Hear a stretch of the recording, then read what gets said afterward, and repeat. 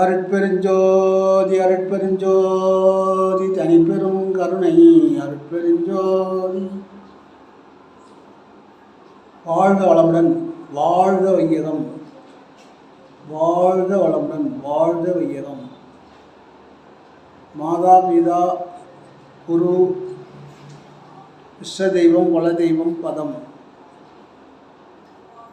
அனைவருக்கும் வந்தனம் வந்தனம். நீண்ட ஆயுள், நிறைச்செல்வம், உடல் நலம், தொழில் வளம், உயர் புகழ், உயர்கல்வி ஓங்கி வாழ்க வளமுடன். நம்முடைய சித்த பெருமக்கள் என்ன சொல்கிறாங்கன்னா, ஜாதகத்தில் ஜாதக ரீதியாக நீங்கள் பார்த்துட்டு இருந்தால் ஜாதகத்துக்கும் தவத்துக்கும் இவ்வளோ வித்தியாசம் இருக்குது. கிட்டத்தட்ட ஒரு 100 பங்கு 99 பங்கு வித்தியாசம் இருக்குது. ஜாதகத்தையே மாற்றக்கூடியது தான் தவம் அப்படின்னு சொல்கிறாங்க. அதில் 6ஆம் இடத்துல குரு, 8ஆம் இடத்துல கேது,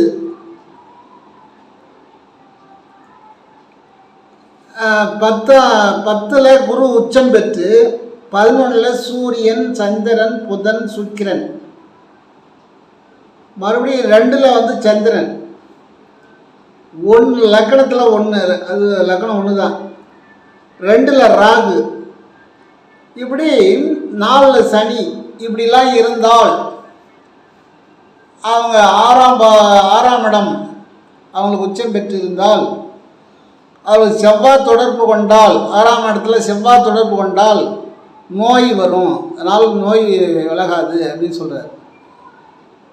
சனி தொடர்பு கொண்டால் பணியாற்றும் நிலை, விவசாயம், உடலில் ஏற்படும் வலி கூட சனியினால் தான் பாதிப்பு வருது அப்படின்னு சொல்கிறார். இப்படி ஒருவருடைய ஜாதகத்தில் இப்படி இருந்தால் தான் அவங்க நல்லவர்களாக இருக்கலாம், இல்லை நோய் இல்லாதவர்களாக இருக்கலாம். அவருடைய வாழ்க்கை நிலை எப்படி இருக்குன்னு சொல்லி சித்தர்கள் கண்டுபிடிச்சது அது. அப்போ அந்த காலத்தில் அதில் என்ன சொல்கிறாங்க, நீங்கள் இதை நம்பி இருந்துடாதீங்க. காணலை நீர் என்று கருதிய மான் போல், காணலை நீர் என்று கருதிய மான் போல், இளம் மரத்தில் இலவு காத்த கிளிய போல் அப்படின்னு சொல்கிறாங்க. மான் என்ன செய்யுமோ, நல்லா வெயில் காயும் போது தூரத்தில் பார்த்தா நீர் ஓடுற மாதிரி அந்த காணல் ஓடும். அதை பார்த்து மான் நம்பி அந்த வெயிலில் ஓடும் தண்ணி தாகத்துக்கு, தண்ணி குடிக்கிறதுக்கு. அங்கே ஓடி கிட்ட போய் பார்க்கும்போது பார்த்தா தண்ணி இருக்காது, அது எட்ட போயிட்டே இருக்கும் அந்த காணல். அதுபோல் காணலை நீர் என்று நம்பிய மான் போல், அதுபோல் ஏமாந்துடாதீங்க. ஜாதகத்து பிரகாரம் தான் நடக்கும் அப்படின்னு நினைக்காதீங்க. ஜாதகத்துக்கும் தவத்துக்கும் எவ்வளோ வித்தியாசம் இருக்குது. தவத்துக்கு வந்தவங்க பூரா என்றும் அழியாத நற்பெயரை பெற்றார்கள், அவருடைய பெயர் என்றென்றும் அழியாமல் இருக்கிறது. ஜாதக பலனுக்கும் இதுக்கும் எவ்வளோ வித்தியாசம் இருக்குது. ஒரு ஜாதகத்தில் உச்சம் பெற்றாருன்னா நல்லா இருக்குது, எல்லாமே நல்லா இருக்காங்க, சுபகரங்களாக இருக்குது அப்படின்னு சொன்னால் அவங்களுக்கு செல்வாக்கு இருக்கும், மக்கள் இடத்துல செல்வாக்கு இருக்கும், வசதி இருப்பாங்க, எல்லாமே இருக்கும். ஆனால் அது சில காலம்தான் இருக்கும். இப்போ தவன்றது அப்படி கிடையாது. நீ தவத்தை அடைஞ்சேன்னு சொன்ன இந்த ஜாதகம் உனக்கு அதுவே மாறி நல்ல சுபகரங்களாக மாறிவிடும் அப்படின்னு தான் சித்தர்கள் சொல்கிறாங்க. இலவு காத்த கிளிய போல் இருந்து விடாதீர்கள் அப்படின்றாங்க. இலவு மரத்தில் உட்காந்தா நல்லா காய் நல்லா நீட்டாக அழகாக இருக்கும், பச்சை பசேர்னு. இது பழுகுமா அப்படின்னு சொல்லி கிளி தினமும் உட்காந்து போய் பார்த்துட்டு போகுமா. ஆனால் ஒரு நாள் பார்த்தா அது வெடித்து பஞ்சு செதறி போய் கிடக்குமா. நாம் ஏமாந்துட்டுமே அப்படின்னு போயிடுமா, ஏமாந்துட்டோம் அப்படின்னு. அதுபோல் இலவு காத்த கிளிய போல் இருக்காதீர்கள். உங்களுடைய உயிர்தான் கடவுள், கடவுளை எங்கும் தேட வேண்டியதில்லை. தாய் பையிலே நம்முடைய உயிரானது அணு வடிவாக போய் தந்தை மூலமாக தாய்க்கு தாயினுடைய கருவறையிலே இந்த உடம்பை கட்டி கொண்டு வருகிறது. அது முதல் அமரக்கூடிய இடம் சிரசு தான், தலை தான். தலை தான் உருவாகும். அது பிறகு தான் அனைத்து உறுப்புகளும் உருவாகும். அதான் தலை இருக்க வாழாடாதுன்னு சொல்லுவாங்க. அதுபோல் தலை இருந்தால் தான் வாழாடும். தலை இல்லைன்னா எப்படி வாழாடும்? கம்முன்னு தான் கிடக்கும். அதுபோல் இந்த உடம்புக்கு தலை தான் பிரதானம். அப்போ அந்த இடத்துல நமக்கு பிரபஞ்சத்திலிருந்து, மகா பிரபஞ்சத்திலிருந்து இந்த உயிரானது வெட்ட வெளியிலிருந்து அங்கிருந்து வந்து நம்முடைய சிரசிலே இருக்கின்றது. அதான் சிற்சபை நடுவே அப்படின்னாங்க. சிற்சபை நடுவே, சிற்சபை நடுவே ஓங்கிய தெய்வம் ஒன்று உண்டு அப்படின்னு சொல்கிறாங்க சித்தர்கள். அப்போ அந்த சிற்சபையும் பொற்சபைக்கும் நடுவில் தான் ஞான சபை இருக்குது. அந்த ஞான சபையில் தான் வந்து நம்முடைய கடவுள் இருக்கிறார். நம்ம ஆட்சி செய்யக்கூடிய கடவுள், நாம் கேட்குற வரத்தை கொடுக்கக்கூடிய கடவுள் நம்முள்ளே இருக்கிறார். அதனால தான் இருக்கும் இடத்தை விட்டு இல்லாத இடம் தேடி எங்கெங்கோ அலைகின்றார் ஞானத்தங்கமே அப்படின்னு. இருக்கிற இடத்த நாம் விட்டுட்டு இல்லாத இடத்துலாம் ஓடி பார்த்துட்டு இருக்கோம். இலவு காத்த கிளியை போலவும் காணலை நீர் என்று நம்பிய மான போலவும் இருக்கின்றோம். அதாவது சித்த பெருமக்கள் என்ன சொல்கிறாங்க, நீங்கள் இப்படியே இந்த வாழ்நாளை ஓட்டி விடாதீர்கள். அடுத்து பிறவி எப்பிறவி வாய்க்கும் என்று சொல்ல முடியாது. உன்னுடைய புண்ணியத்தை பொறுத்து இருக்கு. புண்ணியத்தை தகுந்த மாதிரி உனக்கு பிறவி கிடைக்கும் அப்படின்னு சொல்கிறாங்க. அதில் 2 சித்தர்கள் என்ன சொல்கிறாங்கன்னா, பரமாத்மா, அவங்க வந்து பரமாத்மா தான் வணங்குவாங்களாம். பரமாத்மா வணங்குவார்களாம். அந்த பரமாத்மா அவர் தான் வந்து பிரம்மா, ருத்ரன், விஷ்ணு, யமன் அனைவரையும் படைத்தார் அப்படின்றார். யாரு? யமன்லேருந்து எல்லாரையும், யானை முதல் எறும்பு கடைன்னு சொல்லுவாங்க, எல்லாரையும் படைத்தவர் யாருன்னு கேட்டால் பரமாத்மா. ஒரு யானை உள்ளே இருக்கிறவரும் பரமாத்மா. பரமாத்மா வந்த பிறகு தான் ஜீவாத்மா வரார். இந்த உடம்பை கட்டின பிறகு தான் ஜீவாத்மா. உடம்பை கட்டாத முன்னையும் வந்தவர் பரமாத்மா. பரமாத்மா வந்த பிறகு தான் இந்த உடம்பை கட்டி நம்ம வெளியே வரோம். அது பாம்பாக இருந்தாலும் சரி, நாயாக இருந்தாலும் சரி, மானாக இருந்தாலும் சரி, நம்முடைய தர்மத்துக்கு தகுந்த மாதிரி நாம் பிறவி எடுக்கிறோம். அதை என்ன சொல்கிறாங்கன்னா, இந்த அனைத்து கிரகங்களும் அனைத்து தெய்வங்களும் இந்த பரமாத்மாவுக்கு அடக்கம் அப்படின்னு சொல்கிறாங்க. என்ன, பரமாத்மா தான் அவங்களெல்லாம் படிச்சது. பிரம்மா, ருத்ரன், விஷ்ணு எல்லாருமே அந்த பரமாத்மா தான் இங்கே அனுப்பியது. அந்த ஆத்மாவானது நம்ம சிரசிலே இருக்கின்றதாக நாக்கம் அடித்து 4 சதுர வீடு கட்டி மூக்கால் அரம்பெடுத்து அங்கே நீங்கள் நின்று பார்த்தீர்களானால் அது நாள்பட உங்களுக்கு வெளிப்படும் அப்படின்னு சொல்கிறார். சித்தர்கள் சொல்கிறதெல்லாம் அதுதான். இப்படி நீங்கள் அதை கடைப்பிடிப்பீர்களானால் படிப்படியாக உங்களுடைய சொல் அனைத்தும் பலிக்கும் அப்படின்னு சொல்கிறார். சில அற்புதங்கள் கூட நேரும் அப்படின்றார். சாமி விவேகானந்தர் என்ன பண்ணுறாரு, கடவுளை தேடுறாரு. ஒவ்வொரு கோயிலாக போய் தேடிட்டு இருக்கார். ஒவ்வொரு பூசாரியும் பார்த்து கேட்குறார், கடவுளை பார்த்தியா, நீ எத்தனை வருஷம் வேலை செய்கிற? அவர் என்ன சொன்னார், உனக்கு பேசுனியா, கண்ணை லேசாக அப்படி பார்த்தாரா, கண்ணை சிமிட்டினாரா, இல்லை ஏதாவது சொன்னாரா அப்படின்னு கேட்குறது. எல்லா பூசாரியும் என்ன சொல்கிறாங்க, ஏன்பா என்னப்பா நீ கேள்வி கேட்குற, கல் அது எப்படி பேசுமா அப்படின்னு சொல்லுவாங்க. ஏன்னா அவங்களுக்கு தெரிஞ்சது தான். ஏன்னா கல்லுக்குள்ளே தான் 5 பொருள் இருக்குது. நீர், நிலம், நெருப்பு, காற்று எல்லாமே கல்லுக்குள்ளே தான் இருக்குது. கல்லுக்குள்ளே 5 பொருள் இருக்குது. நெருப்பு இருக்குது, நீர் இருக்குது, காற்று இருக்குது, ஆகாயம் இருக்குது, எல்லாமே இருக்குது. அதனால தான் அந்த கல்லுக்கு வந்து அந்த பவர் வருது. அது அவங்க சொல்கிறாங்க, அவங்க தெரிஞ்சது அவங்க கல்லுப்பா அது எப்படிப்பா பேசும் அப்படின்னு சொல்கிறாங்க. இப்படியா எல்லாரையும் கேட்டு வர்றாரு. கடைசியில் ராமகிருஷ்ண பரமஹம்சரை கேட்கும்போது தான், கடவுளை நீ கண்டீரா, பேசினீரா, பார்த்தீரா அப்படின்னு கேட்கும்போது அது என்ன சொன்னார், உன்னுடைய சிரசிலே என்னுடைய கையை வைக்கிறேன், கடவுள் என்ன சொல்கிறார் நீயே கேட்டுக்கன்னாராம். அதுபோல் அவர் சிரசில் கை வைக்கும்போது அவர் ஒரு அதிர்வு ஏற்பட்டுதான், மின்னல் போல். ஆஹா, கடவுளை வந்து உணரலாம் முடியும், பார்க்க முடியாதுன்னாராம். அதன் பிறகு தான் கடவுளை வந்து பார்க்க முடியாது, உணர முடியும்னார். அப்போ ராமகிருஷ்ண பரமஹம்சர் வழியாக குரு மூலமாக அவர் வந்து மகா ஆன்மா, மகா பிரபஞ்சத்திலேருந்து வந்ததுனால மகா ஆன்மா. அது அந்த ஆன்மாவை நம்ம பார்க்க நம்ம ஆன்மா பெருசாகிடும். ஒரு தோரம்பயிர் அளவுக்கு இருக்கிறது ஒரு பெரிய சூரியன் வடிவில் உண்டாயிடும். அதை பார்க்க இப்போ மகாத்மா அப்படின்னு சொல்கிறாங்கன்னா எல்லா ஆத்மாவும் ஒன்று தான். அவங்க அதை கருதி வழிபட்டதுனால சதா அந்த சிந்தனையில் இருந்தனால அவங்க மகா ஆத்மா ஆயிட்டாங்க. மகா ஆத்மான்னா பெரிய ஆத்மான்னு சொல்லுவாங்க. பெரிய ஆத்மா கிடையாது, எல்லா ஆத்மாவும் ஒன்று தான். அவங்க அதை கருதியதுனால மகா ஆத்மா. அவங்க சொல்கிறது பழிக்கும், அவங்க நினைக்கிறது நடக்கும். எப்பேற்பட்ட எண்ணங்கள் வந்தாலும் அவர்கள் ஒன்றும் செய்யாது, அவர் தப்பித்து விடுவார்கள்.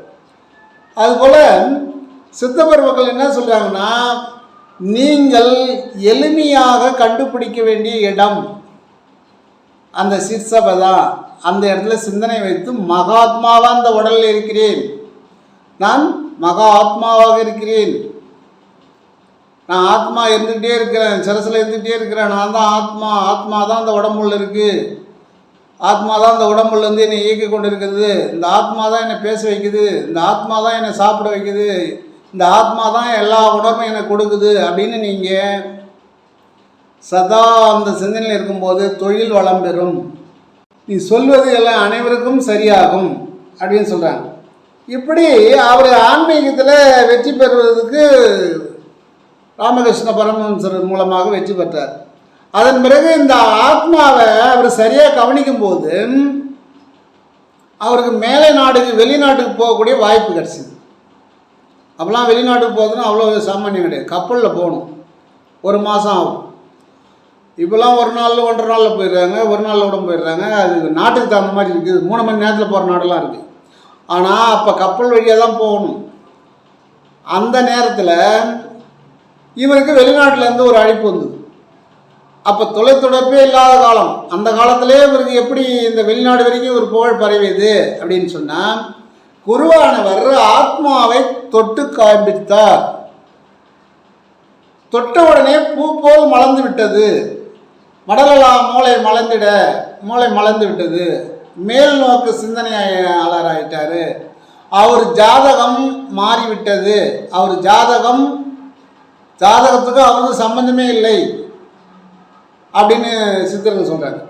இப்படி இருக்கும்போது மேல்நாட்டுக்கு வாய்ப்பு கிடைச்ச உடனே விவேகானந்தர் என்ன நினைக்கிறாரு, அம்மாவை பார்க்கணும்னு நினச்சார் ஒரு நாள். அப்படி அவர் பார்க்கணும்னு நினச்சி தூங்கிட்டு இருக்கும்போது கனவு கண்டார். அந்த கனவு அவருக்கு ஒரு அச்சத்தை ஏற்படுத்தியது. ஏன்னா அம்மா உடல் நலம் பாதித்து அவங்க உயிர் எழுந்துருவாங்களோ என்ற மாதிரி அவருக்கு கனவு கண்டார்.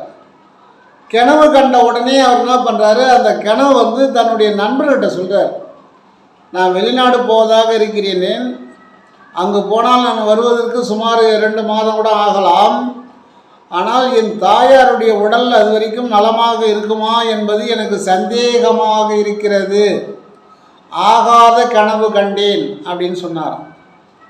அது கூட இருக்கிறவங்க என்ன சொன்னாங்களாம், அப்பா நீ அப்படி சந்தேகப்பட வேண்டியதில்லை, இங்கே ஒரு மந்திரவாதி இருக்கிறார், மனத்திரவாதி, மனம் திறமானவர் தான் மந்திரவாதி, தந்திரம் தெரிஞ்சவங்க தந்திரவாதி, மனத்திரம் தந்திரம். அந்த மந்திரவாதிக்கிட்ட போனால் உங்கள் அம்மாவுடைய உடல் எவ்வளோ நாளைக்கு இருக்கும், எப்படி இருக்கும், அவங்க சௌரியமாக இருப்பாங்களா, இந்த நோயிலேருந்து விடுபடுவாங்களா அப்படின்னு சொல்லுவார், வா அங்கே போகலாம் அப்படின்னு கூப்பிட்டார். அவருக்கு இது மேலே நம்பிக்கை கிடையாது. இந்த மந்திரவாதி இந்த குறி சொல்கிறது, குறி கேட்குறது, கடவுள் பேசுகிறாருன்னு சொல்கிறது, இதெல்லாம் அவருக்கு பிடிக்காது. ஏன்னா கடவுள் அருவமாக இருக்கின்றார், அவர் எப்படி பேசுவார் என்ற மாதிரி தான் அவர் முரட்டுத்தனமாக தான் அப்போ பேசிட்டு இருந்தார். ஆனால் ராமகிருஷ்ண பரமஹம்சர்கிட்ட தீட்சை வாங்கின உடனே சாந்தமாயிட்டார். எதையுமே நல்லா விசாரிக்கக்கூடியவர் விவேகானந்தர். அப்படி அவர்கிட்ட போகிறாங்க மந்திரவாதிகிட்டே இவர் போகிறார். போகும்போது மந்திரவாதி இவரை பார்க்குறாரு. பார்த்துட்டு அவர் ஒன்றுமே பேசலை, பேசாமல் இருக்கிறார். இருந்தார், நம்ம இங்கே வந்ததே தப்பு, நாம் வரக்கூடாதுன்னு நினச்சோம். கூட இருக்கிற ஒரு சின்ன ஆள் சூழ்நிலைக்கு அந்த நம்ம அம்மாவுடைய பாசம், தாய் பாசத்தினால இங்கே வந்தோம்.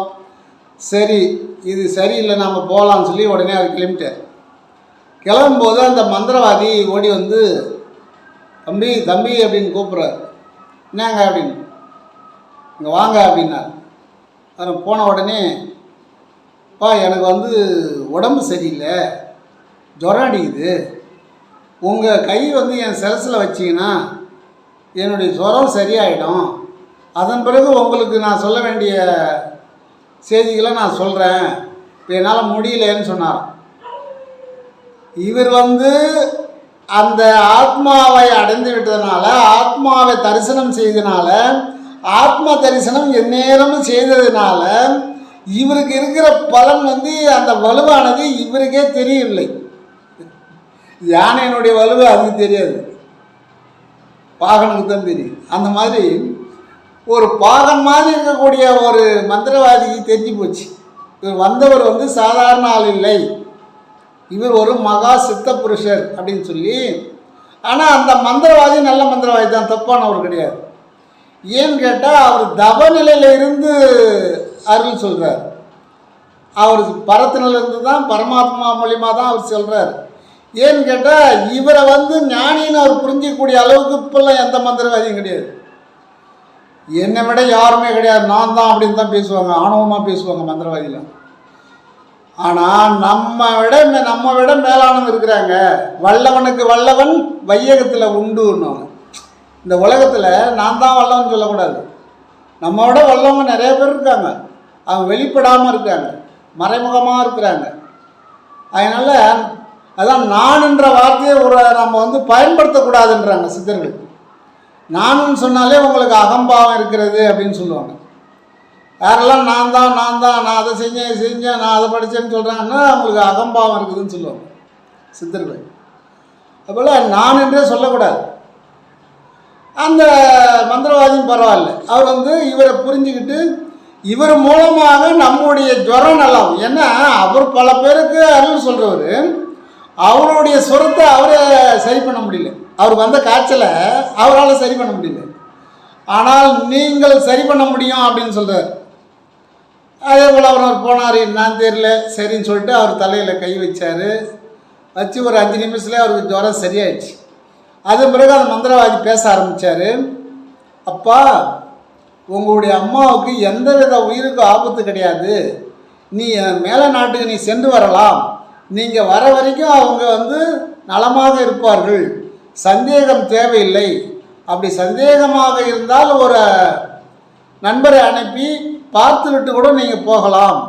ஆகினால அவங்க இப்போ நலமாக தான் இருக்காங்க, அவங்களுக்கு எந்த பிரச்சனையும் கிடையாது. நீங்கள் கண்ட கனவுக்கும் அதுக்கும் சம்பந்தம் இல்லை, அது கனவு எப்படி வேணாலும் வரலாம். பிராணவாயு கம்மியாகும் போது இப்படி ஒரு கனவுலாம் வரும், ஆக்சிஜன் சொல்லுவாங்க இங்கிலீஷில். அந்த ஆக்சிஜன் குறையும் போது நமக்கு இப்படி கனவெல்லாம் வர்றது உண்டு. அதில் சித்தர்கள் வர கனவு அது தனி, சித்தர்கள் வந்து பேசுவது அது தனி. ஆனால் சாதாரண இந்த மாதிரி கனவு வர்றதுலாம் அது ஒரு ஆக்சிஜன் பற்றாக்குறை, கார்பன் டை ஆக்சைடு, அதாவது விஷக்காற்று அதிகமானால் இப்படி ஒரு கனவுகள் வரும்.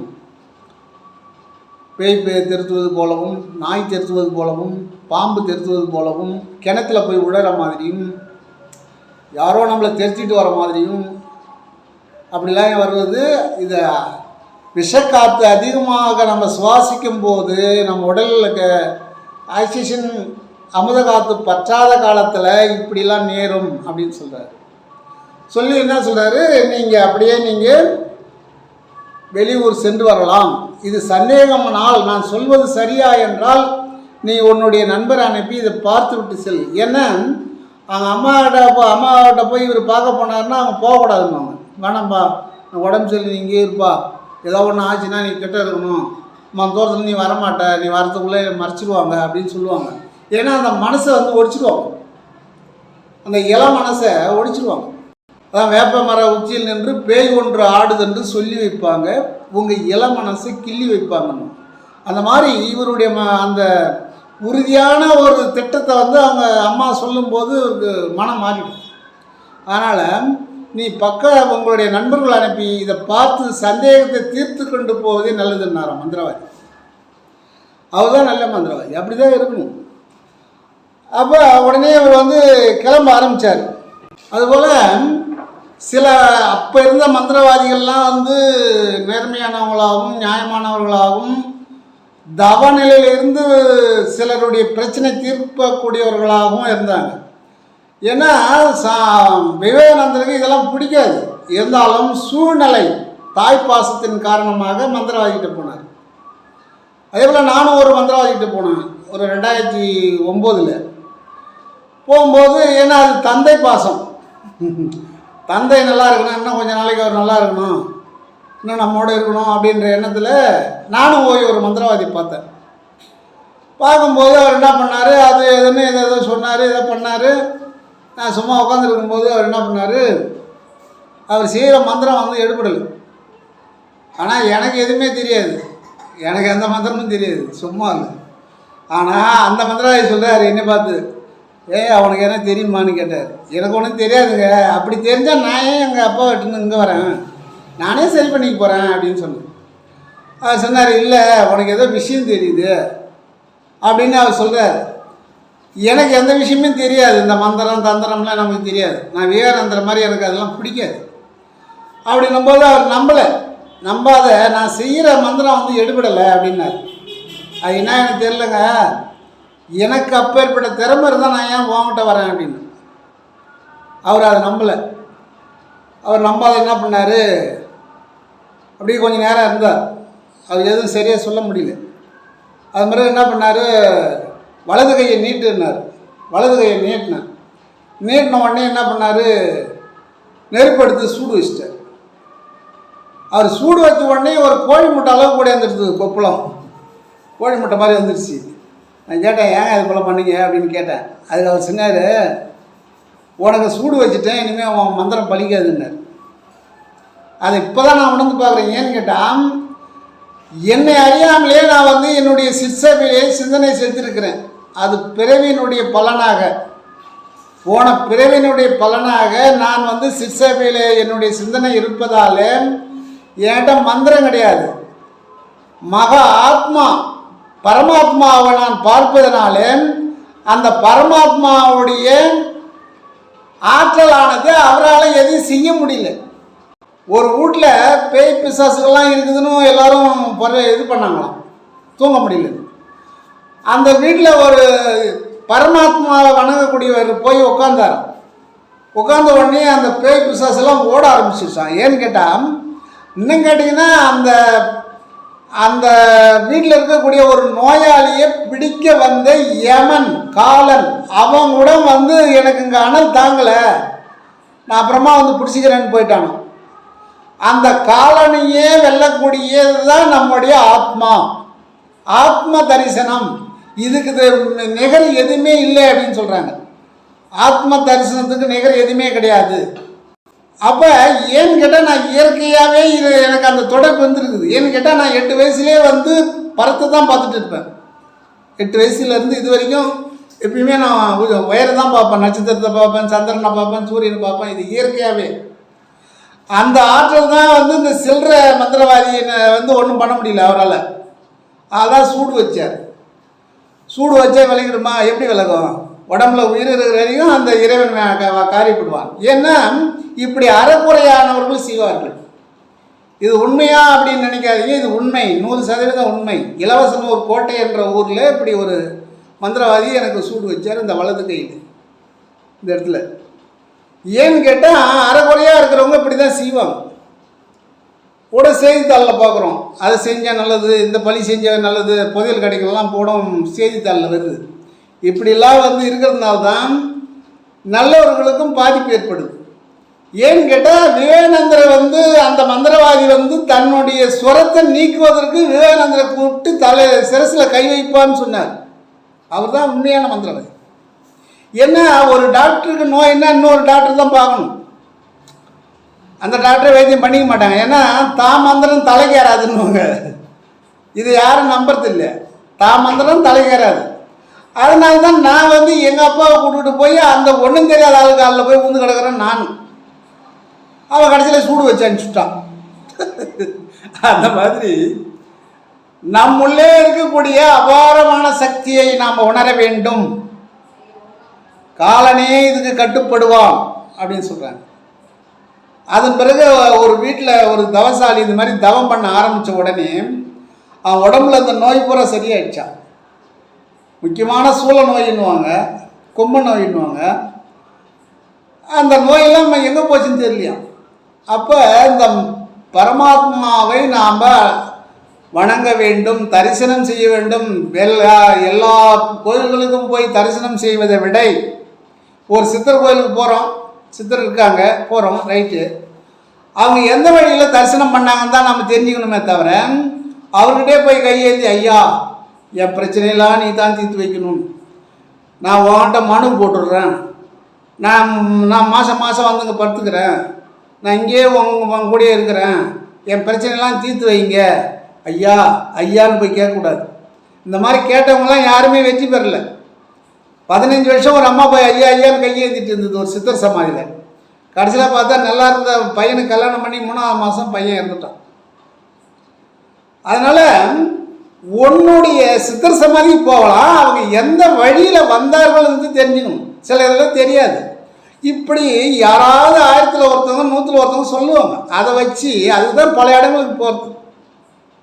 அதை வச்சு நம்முடைய கடவுளானவர் இங்கே தான் இருக்கிறார், அதனால தான் பொட்டு வச்சு காட்டினாங்க. இது பல தடவை சொல்லியிருக்கிறேன் உங்களுக்கு.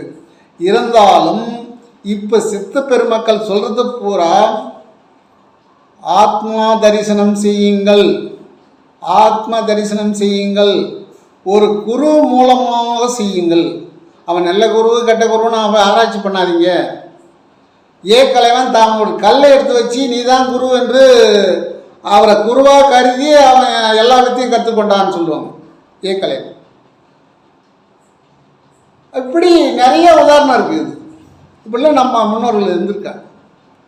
ஆகினால நாமும் ஆத்ம தரிசனம் செய்வோம், இறை அருளை பெறுவோம், மகாசக்தி மகா பிரபஞ்சத்தினுடைய அருளை பெறுவோம், மக்களுக்கு நன்மை செய்வோம்.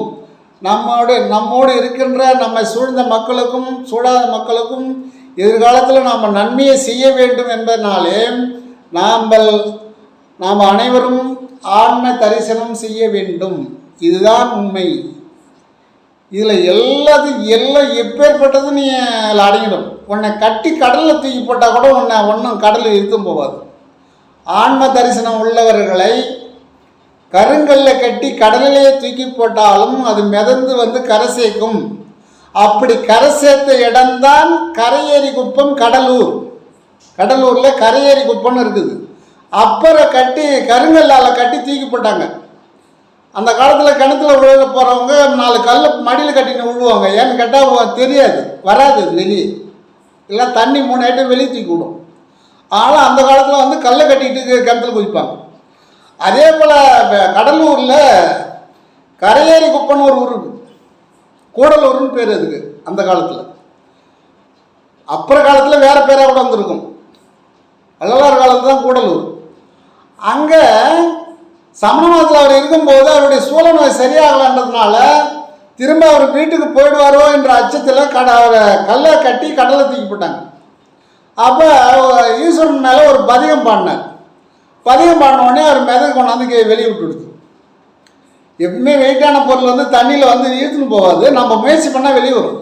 இறைவனுடைய அருளால் வெளியே வந்தார். அப்படி வந்து அவர் அந்த கரையேறின இடத்துக்கு பேர் தான் இன்றைக்கி கரையேறி குப்பம். அந்த கரையேறி குப்பத்தில் ஒரு குளம் இருக்குது. அந்த குளத்தில் இன்றைக்கி அப்பருடைய சில 5 அடியோ 6 அடியோ உயரத்தில் இன்றைக்கி அருமையாக அமைச்சு இப்போ தான் வந்து கும்பாபிஷேகம் நடத்துது. அதன் பிறகு திருவதிக்கு வந்தார்.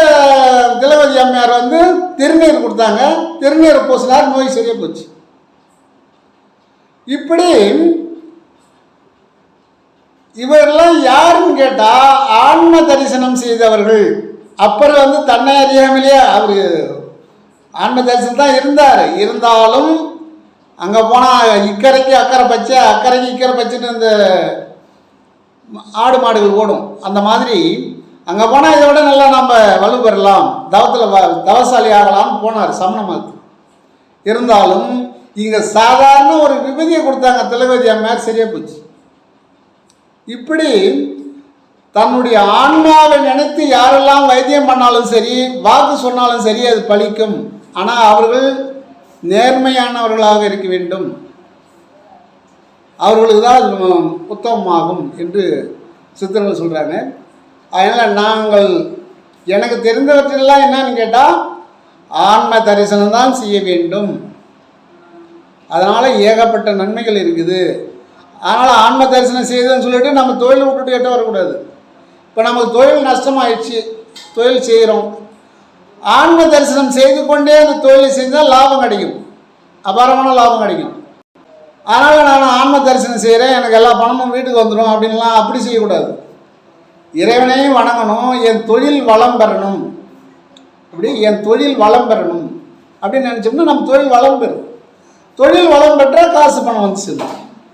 அதனால் நான் இறைவனை வணங்குறேன், நான் விண்ணப்பம் போட்டுட்டேன், ஒரு 2 லட்ச ரூபா கொடுப்பாரு, 10 லட்ச ரூபா கொடுப்பாரு, 5 லட்ச ரூபாய்க்கு விண்ணப்பம் போட்டுக்கிறலாம் சொல்லக்கூடாது.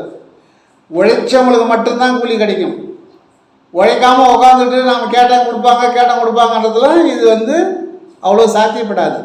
ஆகினால நீங்கள் சுவாமி விவேகானந்தர் போல விழிப்பு நிலையில் இருந்து, அருணகிரிநாதரை போல விழிப்பு நிலையில் இருந்து, அருணகிரிநாதர் எப்பேற்பட்டவர், அவருடைய மனம் ஒரே இடத்துல அழிச்சு போச்சு, மற்ற இடத்துல லைனில் தன்னுடைய சக்தியை வீணாக்கிட்டார், தன் உடம்புல இருக்கிற அபாரமான சக்தியை வீணாக்கிட்டார். ஆனால் அவங்க அக்கா கேட்டாங்க, ஒரு நாள் அவங்க தினமும் காசு கொடுத்துட்டே இருந்தாங்க, ஒரு நாள் காசு கொடுக்க முடியல. நம்ம தம்பி ஒரு பெரிய வித்வானா வருவான், இறைவனை பற்றி இப்போ நல்லா பேசுவான், இறைவனுடைய அருளை பெறுவான்னு நினச்சிருந்தாங்க அவங்க அக்கா. அதே போல் திலகவதி அம்மையாரும் அப்பர் ஈஸ்வரன் மேலே நல்லா பாட்டு பாடுவார், ஈசனை வழிபடுவார், பதிகம் பாடுவார்னு அவங்க நினச்சாங்க. அவர் வேற ஓடிட்டார். திலகவதி அம்மையார் அப்படி நினைக்கின்ற பொழுது ஈசன் கனவுல சொன்னாராம், அம்மா அவன் எங்கேயும் போகல, இங்கே என் மேலே தான் பதிகம் பாட போகிறான், என்னை பற்றி தான் பாட்டு எழுத போகிறான் அப்படின்னு சொன்னாராம். யாருக்கு? திலகவதி அம்மையார். அதுபோல் அருணகிரிநாதருக்கு அவங்க அக்கா எவ்வளோ நினைக்கிறாங்க, நம்ம தம்பி இவ்வளோ கெட்டவனாக இருக்கிறானே, என்ன செய்யுது இறைவா அப்படின்னு. ஒரு நாள் காசே இல்லை, காசு இல்லாமல் அவர் ஒத்துக்கலை, காசு எனக்கு கொடுத்தே ஆகணுன்றார். ஏன்னா தீய பழக்க வழக்கங்கள்ல இருக்கிறார். அப்போதான் அந்த அம்மா என்ன சொன்னாங்க, நீ உனக்கு என்ன பொருள் கிடைக்க வேண்டியமோ அந்த பொருள் எண்ணிகிட்டே இருக்குதுடா அப்படின்னு சொன்னாங்களாம். அதோடு அவருடைய மனம் மாறி அன்னைக்கே வல்லாளராசன் கோபுரத்தில் ஏறி தன்னுடைய உயிரை மாய்த்து கொள்ளலாம் வந்தவர் தான். திருவண்ணாமலையில் வல்லாளராசன் கோபுரம்னு இருக்கா, அந்த கோபுரத்தில் ஏறி தன்னுடைய உயிரை மாய்த்து கொள்ளலாம். ஏன்னா அந்த ஒரு சொல். அதே போல் திருவெண்காட்டாருக்கு காதலர்ந்த ஊசியும் கடவாய்க்கு வராது, அந்த ஒரு சொல், அந்த ஒரு சொல்லு தான் திசை திருப்பி அனுப்பும். ஆகினால எல்லோரும் ஆன்மீகத்தில் முன்னேறணும்னா கடைசி கட்டத்தில் ஒரு சொல் நம்மளை திசை திருப்பி விடும். இப்பொழுது கடையாணி இல்லாத வண்டி போல் இருக்கிறோம். கடையாணியாக வரக்கூடியது அந்த ஒரு சொல்லு தான், திட்டவட்டமாக நமக்கு சொல்லக்கூடியது அந்த ஒரு சொல்லு தான். ஆகினால எல்லா தரிசனமும் நம்மகிட்டே இருக்குது. காடு மலைகள் ஓட வேண்டியதில்லை. ஏன் ஓடணும்னு கேட்டால் சுத்தமான காற்று வேணும் தவத்துக்கு. ஒரு மூலிகை சாரில் ஒரு நல்ல ஒரு இடம் இருந்ததுன்னா தவம் பண்ணுறதுக்கு சௌகரியமாக இருக்கும். மலை மேலே ஏன் தவம் பண்ணாங்கன்னு சொன்னால், மலையில் ஆற்றல் பெருகும், ஏன்னா கிட்ட போயிடும். கொஞ்சம் ஒரு 200 அடி 300 அடி 500 அடி உயரத்தில் இருக்கும்போது கொஞ்சம் ஆற்றல் கிடைக்கும். டவர்னு சொல்லுவாங்க, சிக்னல்னு சொல்லுவாங்க. சிக்னல் நிறைய கிடைக்கிற இடம், அதுதான் அவங்க மலைக்கு போனாங்க. இப்போ சித்தர்கள் என்ன சொல்கிறாங்கன்னா, தேவையில்லை, நீ நினச்சா இங்கேயே வரும்ன்றாங்க. இப்போ புதுசாக எவ்வளோ கண்டுபிடிக்கிறாங்கல்ல. இப்போ ஒரு மலையில் ஏறி ஒருத்தரை காபந்து பண்ணுறதுக்கு 2.5 மணி நேரம் 3 மணி நேரம் ஆகும். அதுக்குள்ளே அவங்கள காபந்து பண்ண முடியாது. இப்போ என்ன கண்டுபிடிச்சிட்டாங்கன்னு கேட்டால் 5 நிமிஷத்தில் போய் அவங்கள காபந்து பண்ணலாம். எப்படி? ஹெலிகாப்டரில் போவாங்களா, பிளேனில் போவாங்களா? அப்படி கிடையாது. இப்போ ஏதோ ஒரு கருவியை கண்டுபிடிச்சிட்டாங்க, அதை கையில் ரெக்க மாதிரி மாட்டிக்கிறாங்க. ரெக்க மாதிரி மாட்டிக்கிட்டு பறக்குறாங்க. பறக்கும்போது 5 நிமிஷத்தில் அந்த இடத்துக்கு எந்த இடமோ அந்த இடம் போய் கண்டுபிடிச்சிடுறாங்க. இப்போ விஞ்ஞானம், இப்போ இது இன்றைக்கி பார்த்தோம். அப்போ விஞ்ஞானத்தில் பறக்கக்கூடிய சக்தியை கண்டுபிடிச்சிட்டாங்க. 2 நிமிஷத்தில் ஒரு 5 நிமிஷத்தில் போய் அவன் ஒரு மலையில் தனிமையாக மாட்டிக்கிட்டாங்க, ஒரு கஷ்டப்படுறாங்கன்னா அவங்கள காப்பாற்றக்கூடிய சக்தி இப்போ உருவாக்கியிருக்காங்க. அதுபோல் இப்போ வர சித்தர்கள் என்ன சொல்கிறாங்க, இருக்கும் இடத்துல இருந்து கொண்டால் எல்லாம் சௌக்கியமே. நீ இந்த இடத்துல இருந்துட்டு எங்கே இருந்தாலும் நீ கூப்பிட்டா வரும்பா, நீ இழுத்தா வரும்பா. அது வராத இடமே கிடையாது. இங்கேருந்து இப்போ ஒரு செகண்டில் அமெரிக்காவில் இருக்கிறவங்கள நினைக்கலாம், அமெரிக்காவில் இருக்கிறவங்கள குணப்படுத்தலாம். இமயமலையில் உள்ளே பூந்து போகும் நம்முடைய சக்தி. இமயமலை ஏறி போக வேண்டியதில்லை, பெரிய ஒரு அடுக்கு மாடி உள்ளே புகுந்து போகும். இந்த பூமிக்கு அடியில் போய் நமக்கு போகணும்னு சொன்னாலும் நம்ம சக்தி ஒரு செகண்டில் போயிட்டாங்க வேலை செய்யும். எல்லாத்த விட வலிமையானது நம்முடைய சக்தி தான், நம்முடைய மனம்தான். நம்ம அறிவு கொண்டு இந்த சக்தியை பயன்படுத்தினோமானால், மனசுக்கும் அறிவுக்கும் வித்தியாசம் இருக்குது. மனசு வேண்டாம்னு சொல்லும், அறிவு வேண்டும்னு சொல்லும். அது வேண்டும் போகிறது அறிவு தான். அப்போ அறிவு மூலமாக தான் போக வேண்டும் என்று சித்தர்கள் சொல்கிறாங்க. அதனால் எனக்கு தெரிந்த கருத்துக்களை தங்களுக்கு தெரியப்படுத்த வேண்டும், நீங்களும் தெரிந்து கொள்ள வேண்டும். ஏன்னா நானும் பல 50 வருஷமாக இதை கண்டுபிடிச்சி இப்போ தான் ஒரு நிலைக்கு எனக்கு சேர்ந்தது. இதை சில பேர் சொல்ல மாட்டாங்க, நான் அப்படி கிடையாது. ராமானுஜர் மாதிரி எனக்கு கிடைக்கிறத நான் அப்படியே சொல்லிவிடுவேன். அதே என்ன நிறைய பேர் கேட்பாங்க, ஏன்னா எதையுமே மனசில் வைக்க மாட்டேன். நான் மனசில் வைக்கிறதே கிடையாது, மனசில் வைக்கணும்னு நினைப்பேன், ஆனால் சொல்லிவிடுவேன். அதுபோல் ராமானுஜர் மாதிரி நான் கிடைச்ச தகவலை உங்களுக்கு கொடுக்குறேன். நல்லதை எடுத்துங்க, சரியில்லாத விட்டுருங்க. அதில் வாதம் வேண்டாம், வேதமோ வாதமோ வேண்டாம். அதனால் எல்லோரும் வாழ்க வளமுடன், வாழ்க வையகம், நீண்டாயில், நிறைச்செல்வம், உடல் நலம், உயர் புகழ், உயர் பதவி பெற்று ஓங்கி வாழ்க வளமுடன், வாழ்க வையகம்.